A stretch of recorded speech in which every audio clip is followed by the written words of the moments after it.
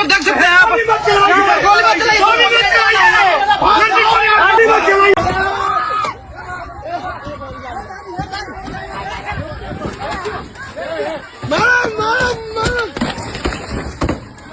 तस्वीरों के माध्यम से आपने देखा कि किस तरीके से भरत तिवारी हत्याकांड के बाद लोगों में आक्रोश उमड़ गया और लोगों में आक्रोश ऐसा उभरा कि लोग पुलिस पर ही पथराव करने लगे और तमाम तरीके का ऐसा ऐसा खबर जो है सोशल मीडिया पर उभर करके आ रहा है कि आप सुनकर दंग रह जाएंगे, हैरान हो जाएंगे।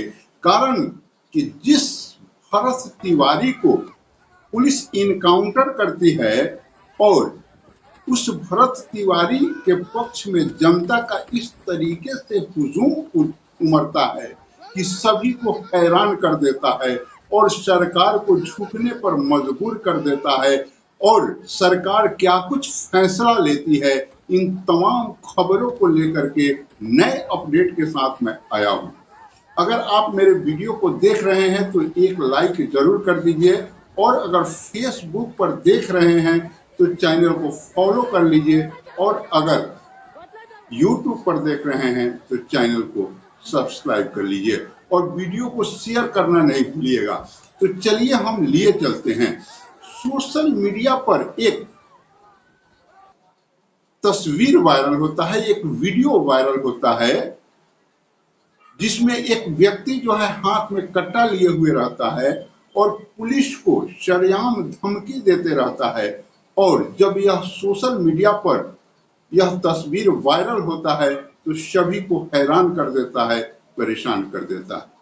साधारण जन हैरान और परेशान तो होते ही हैं, लेकिन सरकार जो अभी बिहार के मुख्यमंत्री हैं सम्राट चौधरी जी, वे भी बयान देते हैं कि इस तरीके के कृत्य से ये बहुत बड़ा कृत्य कहा जा सकता है। तो जब सरकार के तरफ से सम्राट चौधरी जी के तरफ से भी यह बयान आता है तो आप समझिए कि सिस्टम में तो एक उबाल आना ही, और सिस्टम में एक उबाल आता है और भरत तिवारी की तरफ जो है पुलिसिया कार्रवाई शुरू होती है। और जो तस्वीरें जो वीडियो दिख रहे हैं इससे आप अंदाजा भी लगा सकते हैं, सोशल मीडिया पर तरह तरह के वीडियो वायरल हो रहे हैं, उसमें दिखाया जा रहा है कि किस तरीके से पुलिस जो है भरत तिवारी को अरेस्ट करने जाती है तो किस तरीके से भरत तिवारी के द्वारा पुलिस पर हथियार ताना जाता है। इस तमाम तरीके का वीडियो सोशल मीडिया पर वायरल हो रहा है।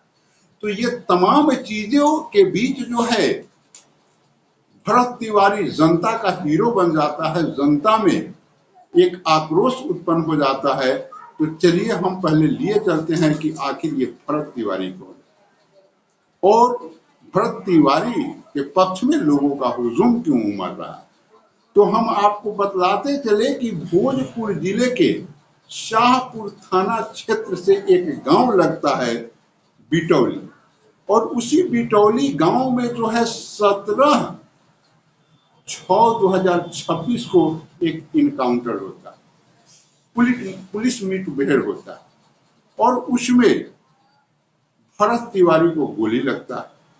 और जैसे ही भरत तिवारी को गोली लगता है वैसे ही पब्लिक में आक्रोश हो जाता है, जो हम आपको पहले ही तस्वीर में दिखाए हैं। यहां भी आप तस्वीर में देख लीजिए कि किस तरीके से पब्लिक में उबाल हो रहा है और पब्लिक जो है रोड पर उतर जाती है और पुलिस प्रशासन पर पथराव करने लगती है। और ये तमाम घटना चक्र इस तरीके से एक विवादास्पद इनकाउंटर के रूप में प्रस्तुत होने लगता है कि देखते ही देखते पूरे बिहार में यह एक चर्चा का विषय बन जाता है और सरकार को इस पर संज्ञान लेना पड़ता है।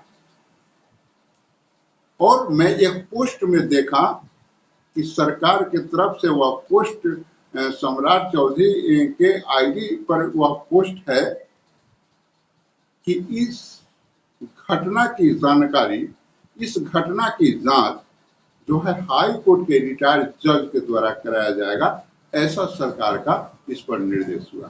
तो यह एक हाई प्रोफाइल मामला बन गया है।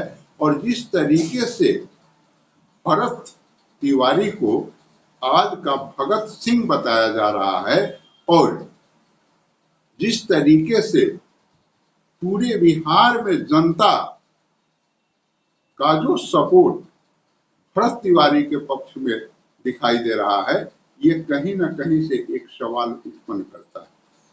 बहुत सारे लोगों का भी कमेंट आ रहा है और चैनलों पर और आईडियो पर, और उन तमाम चीजों का जब हम लोगों ने एनालिसिस किया तो यह एक ज्वलंत मुद्दा के रूप में जरूर प्रस्तुत हो रहा है, ऐसा कहा जा सकता है। क्योंकि एक व्यक्ति जैसे भरत तिवारी के मां का बयान भी बहुत जगहों पर सुना गया है, सोशल मीडिया के प्लेटफॉर्म पर देखा गया है कि किस तरीके से वो बता रही है कि हमारा बेटा अपराधी नहीं, एक समाज सेवी था, और पुलिस ने एक आतंकवादी को नहीं, एक अपराधी को नहीं, एक समाज सेवी को गोली मारा। वहीं उनके पिता के बयान की अगर बात करूं तो वो स्पष्ट रूप से यह कहते हैं कि हमें थाने पर बैठा दिया गया, हमें उससे मुलाकात नहीं कराया गया और उसे गोली मार दिया गया। ये तमाम चीजें कहीं ना कहीं से सवाल उत्पन्न करते हैं। बहुत सारे लोगों का बहुत किस्म का कमेंट आ रहा है और बहुत सारा चीज बोला भी नहीं जा सकता है, क्योंकि जैसे पुलिसिया जांच निकल करके आएगी, जैसे जज साहब को, रिटायर्ड जज साहब को नियुक्त किया गया है, वैसे ही रिपोर्ट निकल करके आएगी तो आप लोगों के सामने यह एक दूध का दूध और पानी का पानी होते हुए दिखाई देगा। और वैसा खबर भी हम आपको दिखाने का प्रयास करेंगे। हम और एक और बात बतला देना चाहते हैं जो सोशल मीडिया के प्लेटफॉर्म पर ही देखा गया है, किस तरीके से स्वर्ण समाज का आक्रोश जो है दिखाई दे रहा है और वह रोड पर दिखाई दे रहा है। तमाम तरीके से हथियारों के साथ लैस होकर के ऐसा वीडियो भी सोशल मीडिया पर आया है।